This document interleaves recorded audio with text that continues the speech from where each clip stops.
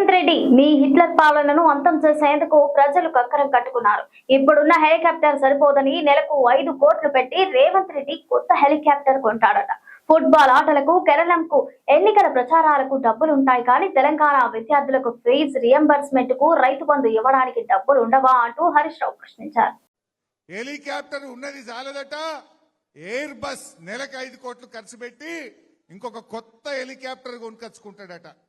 Football షోకుల కోసం ఆ మెస్సీతో ఆడడానికి 100 కోట్లు ఖర్చు పెట్టి ఫుట్బాల్ షోకులు తీర్చుకున్నాడు. అందాల పోటీలకు 100 కోట్లు ఖర్చు పెట్టిండు.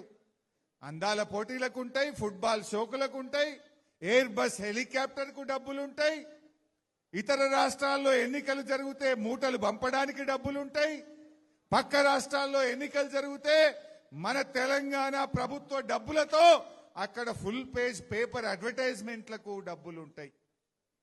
కానీ మా పిల్లలకు ఫీజు రియంబర్స్మెంట్ ఇవ్వమంటే డబ్బులుండవా? మా రైతులకు రైతు బంధు, రైతు బీమాకు డబ్బులు కట్టమంటే ఉండవా?